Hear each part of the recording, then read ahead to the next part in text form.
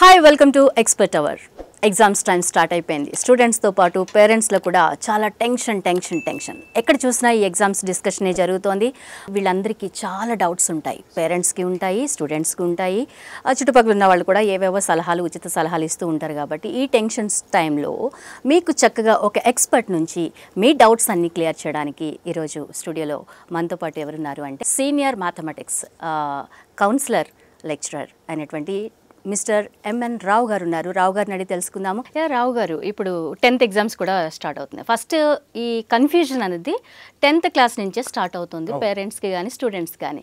పిల్లలు ఏమంటారు, మేము ఏం తీసుకోవాలి, మాకు తెలియట్లేదు, మాకు చెప్పండి మమ్మీ డాడీ అని అడుగుతుంటారు. పేరెంట్స్ కన్ఫ్యూజ్ అయిపోతుంటారు. ఇప్పుడు వీడిని ఇంజనీరింగ్ వైపు తిప్పాలా, మెడిసిన్ వైపు తిప్పాలా, లేకపోతే వేరే ఏదైనా తీసుకోవాలి, ఏం చేయాలని వాళ్ళకి టెన్షన్ ఉంటుంది. కోర్స్ అనేది ఎలా డిసైడ్ చేసుకోవాలి, అంటే స్టూడెంట్స్కి ఏది తీస్తే బాగుంటుందని పేరెంట్స్ ఎలా డిసైడ్ అవ్వాలి? అది అయితే ఇప్పుడు నేను చాలా మంది పేరెంట్స్ కలుస్తూ ఉంటాను, వాళ్ళు వస్తూ ఉంటారు కూడా. అయితే ఒక్క మేజర్ ఏంటంటే, అరే మన ఇంటి పక్క అబ్బాయి ఇంజనీరింగ్ జాయిన్ అయ్యమ్మా, 4 లక్షలు 6-10 లక్షలతో మంచి జాబ్ వచ్చేసింది అంటే ఇంజనీరింగ్ చేయాలి. అట్లా ఏంటంటే పేరెంట్స్ అందరూ వాళ్ళ రిలేటివ్స్ని కానీ చుట్టుపక్కల ఉన్న వాళ్ళని కానీ కంపేర్ చేసిన అబ్బాయిని జాయిన్ చేస్తున్నారు. అది చాలా పొరపాటు అండి. అబ్బాయి ఇంట్రెస్ట్ కూడా తెలుసుకోవాలి. అయితే ఒకటి ఖచ్చితంగా 10th క్లాస్ అబ్బాయికి అంత నాలెడ్జ్ ఉంటుందా అంటే అది కాదు. కానీ 10th క్లాస్లో సైన్స్లో స్ట్రాంగ్ ఉన్నాడు అంటే బయాలజికల్ సైన్స్లో స్ట్రాంగ్ ఉన్నాడా, లేకపోతే మ్యాథమెటిక్స్లో స్ట్రాంగ్గా. ఒకవేళ మ్యాథమెటిక్ బ్యాక్గ్రౌండ్ స్ట్రాంగ్గా ఉంటే మాత్రం ఎవరైనా సరే ఇవాళ రేపు మ్యాథ్స్ స్ట్రాంగ్ లేనిదే ఏ సబ్జెక్ట్ కూడా ముందుకు వెళ్ళలేమండి. అదే మ్యాథ్స్ స్ట్రాంగ్ ఉంది, లేకపోతే స్ట్రాంగ్ లేకపోయినా సరే నువ్వు చదువమ్మా, ఈ సమ్మర్లో ఒక 2 months ఎక్స్ట్రా కోచింగ్ తీసుకుని మ్యాథ్స్లో స్ట్రాంగ్. ఎందుకంటే they wanted to join in engineering, 1-2 months extra coaching మ్యాథ్స్లో ఫండమెంటల్ బేసిక్ నేర్పించి ఇంజనీరింగ్లో జాయిన్ చేయొచ్చండి. లేదు ఫస్ట్ నుండే నాకు ఎంబీబీఎస్లో జాయిన్ చేయాలని ఉంది మా అబ్బాయిని అంటే ఖచ్చితంగా జాయిన్ చేయొచ్చు. కానీ అబ్బాయి వర్షన్ కూడా తీసుకుని, ఎందుకంటే పిల్లలు ఇవాళ రేపు ఏంటంటే మా ఫ్రెండ్స్ చదువుతున్నారు, మా క్లాస్మేట్స్ ఇక్కడ ఈ కాలేజీలోనే జాయిన్ అవుతున్నారు, ఈ బైపీసీలోనే జాయిన్ అవుతున్నారు, ఎంపీసీలో, ఆ కాంపిటీషన్ చాలా ఎక్కువ ఉందండి. ఇవాళ రేపు పిల్లలు ఏంటంటే పేరెంట్స్ మాట కూడా కాదు, వాళ్ళ ఫ్రెండ్స్ అంటే ఆ క్లాస్లో 30 మంది 40 మంది 10th ఉంటారు, వాళ్ళందరూ పాస్ అయ్యి 10 గ్రేడ్ 9.8 గ్రేడ్ వచ్చిన తర్వాత మేము అందరూ అక్కడ జాయిన్ అవుతామని వీళ్ళందరూ కూడా అటు వెళ్తాను, అది కాదు, అది పొరపాటు. దాన్ని మాత్రం ఎంకరేజ్ చేయకుండా అది మంచిదైతే వాళ్ళతోనే పాటు జాయిన్ అవ్వచ్చు.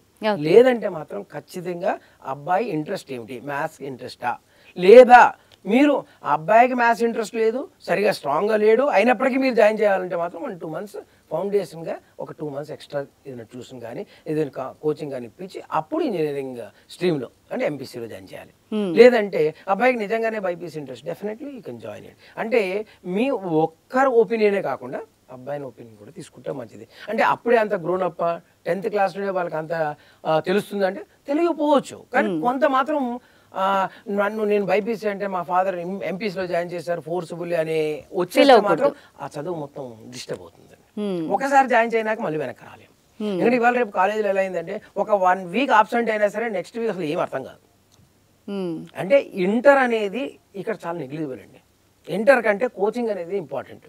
అది ఎంబీబీఎస్ నీట్ కోచింగ్ అయ్యిండొచ్చు, ఈ engineering JEE mains advance coaching అయ్యిండొచ్చు. అంటే 10th క్లాస్లో చదివిన సబ్జెక్టు వీళ్ళు 10 రోజుల్లో అంత అమౌంట్ కాలేజీలో ఇంపార్ట్ అవుతుందండి. అంటే 10thలో 1 yearలో సుమారుగా 4,000 ప్రాబ్లం చేస్తే 1 month 4,000 ప్రాబ్లం చేయాల్సి వస్తుంది.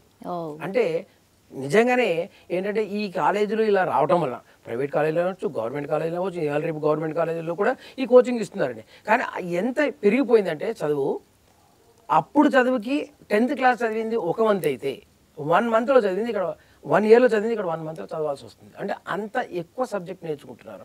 నిజంగానే పిల్లలు చాలా గ్రో అవుతున్నారు. అయితే ఆ డైరెక్షన్ కాబట్టి జాయిన్ అయ్యే ముందే ఒక విద్యార్థికి ఎంపీసీనా బైపీసీనా అనేది సెటిల్ చేసుకోవాలి. అదే కాలేజీలో జాయిన్ అయిపోతాడు, 10 రోజుల తర్వాత బైపీసీ నుండి ఎంపీసీ అంటే ఈ 10 రోజుల సబ్జెక్ట్ మొత్తం పోతుంది. ఏ కాలేజీలో కూడా మళ్ళీ మొత్తం చెప్పడం అనేది అంత జరగని పని. అంటే బేసిక్స్ కాన్సెప్ట్ చాలా స్ట్రాంగ్గా ఉండాలి. కాబట్టి అందుకని ఏం చేస్తున్నారు ఇప్పుడు ఇవాళ రేపు కాలేజీలో అంటే అన్ని కాలేజీల్లో బ్రిడ్జ్ కోర్సెస్ అని పెడుతున్నారు. కాలేజ్ స్టార్ట్ అయినప్పుడు కూడా ఒక 15-20 రోజులు బ్రిడ్జ్ కోర్స్ పెడతారు. ఎందుకు కారణం అంటే చేంజ్ అవుతున్నారు కాబట్టి. అందుకని విద్యార్థిని ముందే మోటివేట్ చేయడం, అంటే పేరెంట్స్ కానీ చుట్టుపక్కల కానీ వాళ్ళ యొక్క లెక్చర్స్ కానీ ఎవరిదైనా మోటివేట్ అంటే వాళ్ళ ఐడియాలు ఏది బెటర్. అయితే కౌన్సిలింగ్ తీసుకోవడం పాటు నేను ఇప్పటికే చెప్పానండి, పేరెంట్స్ యొక్క ఎకనామికల్ బ్యాక్గ్రౌండ్ కూడా ఇంపార్టెంట్. ఇంజనీరింగ్ అయితే 4 సంవత్సరాల్లో త్వరగా సెటిల్ అవుతాడు, ఎంబీబీఎస్ అయితే 7 నుండి 8 సంవత్సరాలు పడుతుంది అనేది గమనించాలి, గుర్తుంచుకోవాలి. ఇది మెయిన్ పాయింట్, చాలా ఇంపార్టెంట్. ఇది కాకుండా జాయిన్ చేసేసిన తర్వాత అయ్యో 4 సంవత్సరాలు అయిపోయింది అనుకున్నానే, 5వ సంవత్సరం హౌస్ సర్జనే, 6వ సంవత్సరం ఎండీ చేయాలి, హైలీ ఇంపాసిబుల్. అంటే వాళ్ళ స్తోమత కూడా చూసుకోవాలి కదండి. అంటే పిల్లలు ఏమనుకుంటారు, ఓహో మన జాబ్ అయ్యేదిలోకి, అంటే పేరెంట్స్ యొక్క జాబ్ అయ్యేదిలోకి ఆ జాబ్ రిటైర్మెంట్ వచ్చేటప్పటికి పిల్లలు సెటిల్ అయితేనే మంచిది అనేది ఎవరి భావన అయినా. ఎందుకంటే వాళ్ళకి ఇన్కమ్ సోర్స్ ఉండదు. ఇవాళ రేపు గవర్నమెంట్ జాబుల్లో కూడా పెన్షన్ అనేవి లేవు. అంటే వీళ్ళ జాబ్ అయ్యే టైంకి అబ్బాయిలు అమ్మాయిలు సెటిల్ అవ్వాలి ఒక మంది. అట్లాంటప్పుడు ఈ 2 ఇంపార్టెంట్ పాయింట్స్ అండి. చేలో వెనకాల చాలా బ్యాక్గ్రౌండ్ చాలా స్ట్రాంగ్గా ఉంది, వెరీ గుడ్. నేను 8 కాదు 10 సంవత్సరాలు అబ్బాయిని చదివిస్తాను. వెరీ గుడ్, వెరీ గుడ్, చాలా బాగా చెప్పారండి. ఇప్పుడు 10th అయిపోయాక జూనియర్ ఇంటర్కి వెళ్తున్నప్పుడు కాలేజెస్లో రెసిడెన్షియల్ వేయాలా లేకపోతే డే కేర్ వేయాలా ఇట్లా ఆలోచిస్తూ ఉంటారు కదా, ఏది బెటర్ అంటారు, ఎందుకు? దీంట్లో 2 చాయిసెస్ ఉన్నాయండి. ఓకే, ఒకటి ఏంటంటే ఇవాళ రేపు 3 రకాలుగా వచ్చేసినాయి. ఒకటి సింపుల్ కాలేజ్ వెళ్ళి డే స్కాలర్గా వచ్చేయటం. ఇంకొకటి ఇవాళ రేపు ఆల్మోస్ట్ అన్ని కాలేజీల్లో సెమీ రెసిడెన్షియల్ అని వచ్చినాయండి. పొద్దున 7 గంటలకు వెళ్తారు, అక్కడే టిఫిన్ పెడతారు, అక్కడే భోజనాలు పెడతారు, ఈవినింగ్ స్నాక్స్ పెడతారు, 4ంటికి 7ంటికి ఇంటికి వస్తారు, 8ంటికో 7ంటికి అయిపోతే 8ంటికి ఇంటికి వస్తారు. ఇది సెమీ రెసిడెన్షియల్. హాస్టల్ అంటే మొత్తం కాలేజ్ అబ్బాయి అక్కడే ఉండాలి, పండుగలో ఎప్పుడు సెలవులు ఇస్తారు, వీక్లీ ఒకసారి కలుసుకోవడానికి ఛాన్స్ ఇస్తారు, మంత్లీ ఒకసారి.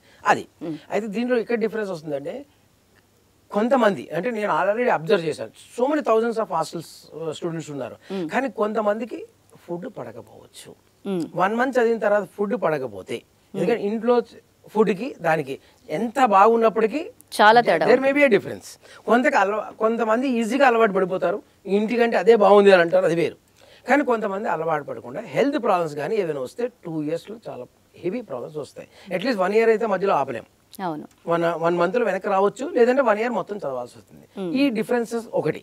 ఇంకొకటి ఏంటంటే అబ్బాయి చదువుతూ ఉంటాడు, అక్కడ స్టడీ అవర్స్ ఉంటాయి, అవి ఉంటాయి, చెప్తూ ఉంటారు కామన్గానే.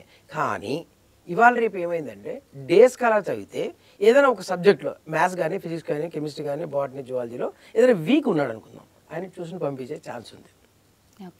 అదే కాలేజీలో హాస్టల్లో ఉన్నాడు అనుకోండి, అసలు ఛాన్సే లేదు. ఇంకా వాళ్ళు ఏం చెప్తే అది వినాలి. ఈవినింగ్ స్టడీ అవర్లో అడగవచ్చు, కానీ ఈవినింగ్ స్టడీ అవర్లో 40 మందిలో అడగడం వేరు, ఇండిపెండెంట్ ట్యూషన్ పెట్టించుకోవడం వేరు. ఓకే. సో ఇవాళ రేపు ఎందుకు చాలా మంది ఏం చేస్తున్నారంటే హాస్టల్ ప్రిఫరెన్స్ ఇచ్చేవాళ్ళు ఇస్తున్నారు, అంటే డిస్ట్రిక్ట్స్ వాళ్ళు ఖచ్చితంగా హాస్టల్ ఇవ్వాల్సింది. ఎందుకంటే డిస్ట్రిక్ట్స్లో మంచి హాస్టల్స్ లేవు, హైదరాబాద్, విజయవాడ, విశాఖపట్నం వెళ్ళాల్సింది.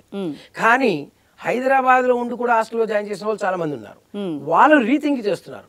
ఏం రీథింక్ అంటే, అచ్చా ఈ సెమీ రెసిడెన్స్ కానీ నేను డే స్కాలర్ కానీ పెడితే అబ్బాయికి ఏదైనా ఒక సబ్జెక్ట్ వీక్ ఉంటే నేను ట్యూషన్ చెప్పించుకోగలుగుతాను. సండే కూడా ఒక పూట కాలేజ్ ఉంటుంది, అట్లీస్ట్ 2వ పూట చెప్పించా. ఆ నైట్ 8 9 తర్వాత 11 to 12 ట్యూషన్ నడిచేవి కూడా ఉన్నాయండి. ఎందుకంటే ఈ 2 ఇయర్స్ అనేది చాలా క్రూషియల్. అందుకని ఇవన్నీ చూసుకుని hostel day scholar semi residence వాళ్ళు ఆలోచించి జాయిన్ చేయాలి, అది ఇంపార్టెంట్. జాయిన్ చేసినాక వెనక్కి తీసుకుంటే నేను ఆల్రెడీ చెప్పా, విత్ ఇన్ 1 month or 10 daysలో సిలబస్ ఎక్కడికో వెళ్ళిపోతుంది, హైలీ ఇంపాసిబుల్ టు కోప్. ఇక అబ్బాయి కష్టపడతానే ఉంటాడు, అదేంటి ఈ వారం నాకు అర్థం కాదు, నెక్స్ట్ వీక్ అర్థం కాదు. ఇంటర్ అనేది అంత ఈజీ కాదు, కోచింగ్ అనేది ఒకదాంతో ఒకటి ఇంటర్ రిలేటెడ్ ఉంటాయి. ఎవరైనా సరే 15 రోజుల తర్వాత మళ్ళీ చెప్పమన్నా చెప్తారేమో, కానీ అంత డీప్గా 15 రోజులు చెప్పినంత 4 రోజుల్లో చెప్పరు కదా, ఆ డిఫరెన్స్ వస్తుంది. అవన్నీ చూసుకుని పేరెంట్స్ విద్యార్థులు గమనించి ఒక మంచి కాలేజీలో జాయిన్ చేయాలి.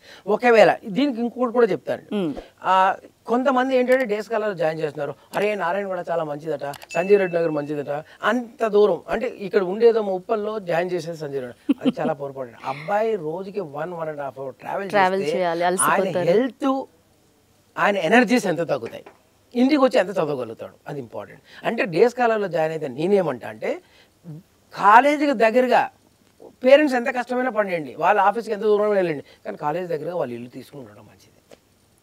So I know that so many people are living near to a good colleges. అది ఏ కార్పొరేట్ కాలేజ్ అవ్వండి, ఏదైనా అండి, కాలేజీకి దగ్గరలో ఇల్లులు అదుగు తీసుకుని పిల్లలకి ఎక్కువ ప్రిఫరెన్స్ ఇస్తున్నారు. అంటే పిల్లవాడు నడిచి వెళ్ళాలి, 10 minutes లో వెళ్ళగలగాలి. అప్పుడు 10 minutes లో ఇంటికి వస్తే ఇంకో 1 hour రెస్ట్ తీసుకుని ఇంకో 3 hours చదవగలుగుతాడు. లేదు 1.5 hour ట్రావెల్ చేస్తే ఇక ఈస్ ఎనర్జీస్ విల్ గో, ఇంకో 1.5 hour మిగిలినా చదవలేడు, చదివినా అది వంటికి పట్టదు. అదొకటి గమనించాలండి. అంటే డేస్ కాలేజ్ జాయిన్ చేస్తే మాత్రం కాలేజ్ దగ్గరగా ఇంటి దగ్గర ఉన్న మంచి కాలేజీని ఎన్నుకొని జాయిన్ అవ్వాలి, లేదా మంచి కాలేజ్ దగ్గర పేరెంట్స్ ఇల్లు మారాలి. ఇది మంచిది. వెరీ గుడ్, చాలా మంచి పాయింట్ అండి ఇది. ఎందుకంటే చాలా కన్ఫ్యూజన్లో ఉన్నారు పేరెంట్స్. కొన్ని హాస్టల్స్ చూస్తున్నప్పుడు అక్కడికి వెళ్ళి పిల్లలు ఇబ్బంది పడతారేమో, ఎందుకు వేయాలి, ఫుడ్ ప్రాబ్లం వచ్చినా, హెల్త్ ఇష్యూస్ వచ్చినా, ఇంకా మీరన్నట్టు ఆ 2 years హాస్పిటల్స్ చుట్టూ తిరగాల్సి వస్తుంది. 5 to 10% of students with in 1 month అందుకే హాస్టల్స్ కూడా మారుతున్నారు, కాలేజీలు మారుతారు, బ్రాంచ్లు మారుతారు. ఇది ఒకటి గమనించి అవి రాకుండా చూసుకుంటే ఇంకా మంచిది. ముందుగానే ఆలోచించుకుని కౌన్సిలింగ్ ముందుగానే తీసుకుని ఎక్కడ ఏ కాలేజ్ బాగుంది, ఏం చేయాలి అనేది ముందుగా ఒక స్కెడ్యూల్ చేసుకుంటే పేరెంట్స్కి పిల్లలకి కూడా మంచి క్లారిటీ వస్తుంది అంటారు. ఫైనల్గా ఇప్పుడు స్టూడెంట్స్కి మీరు ఏం చెప్తారు, ఎగ్జామ్స్ కోసం టెన్షన్ పడుతూ ప్రిపేర్ అవుతున్న వాళ్ళకి? నేను ఏమంటే విద్యార్థులు అనేది జనరల్లీ 1.5 year కానీ 5 సంవత్సరాలు కానీ లేకపోతే 10th క్లాస్ అంటే 1 yearలో కానీ చదువుతూ ఉన్నారు. డెఫినెట్లీ ఎగ్జామ్ ఫియర్ అనేది ఉంటుంది. ఎందుకంటే మనం చదివిందన్నీ అయ్యో దీంట్లో 9 పాయింట్ కాలేజీల్లో టీచర్లు కానీ స్కూల్లో టీచర్లు కానీ కాలేజీలో లెక్చర్స్ కానీ లేదా పేరెంట్స్ కానీ నీకు 10/10 రావాలమ్మా, ఏ గ్రేడ్ రావాలమ్మా, ఆటోమేటిక్గా ఫోర్స్ ఉంటుంది. కానీ ఆ ఫోర్స్ని చూసి భయపడకుండా నేను 1.5 year చదివాను, లేదా నేను 1 year గట్టిగా చదివాను కాబట్టి నా సబ్జెక్ట్ ఎక్కడ పోదు అనేది గుర్తుంచుంటే చాలండి. వాళ్ళ సబ్జెక్ట్ చదివింది ఎక్కడికి పోదండి. అవును, ఎక్కడికి పోదు. ఆ భయం అనేది ఉంటుంది ఎగ్జామ్ రోజు వరకు మాత్రమే. ఎగ్జామ్ రోజు రిలాక్స్ గా, అది ఫస్ట్ ఎగ్జామ్ రాసే అంతవరకు, ఒక ఎగ్జామ్ అయిపోతే ఎగ్జామ్ కి రిలాక్స్ గా వెళ్తే మాత్రం అది కూడా ఉండదు. టెన్షన్ పడుతుంది, వెళ్ళకూడదు. ముందు రోజు కూడా రాత్రి అంతా చదివి టెన్షన్ అస్సలు వెళ్ళకూడదు. ఎంత రిలాక్స్ అయితే ఎగ్జామ్ రోజు అంత మంచిగా గుర్తుకొస్తుంది. థ్యాంక్ యూ వెరీ మచ్ అండి రావు గారు, చాలా అమూల్యమైన విషయాలు చెప్పారు. స్టూడెంట్స్కి పేరెంట్స్కి కూడా వాళ్ళ యొక్క టెన్షన్ని ఎలా దూరం పెట్టుకుని చక్కగా ఎగ్జామ్స్ రాసి మంచి మార్క్స్ ఎలాగా పొందాలి అని తెలియజేశారు. థ్యాంక్ యూ వెరీ మచ్ అండి. Okay, thank you.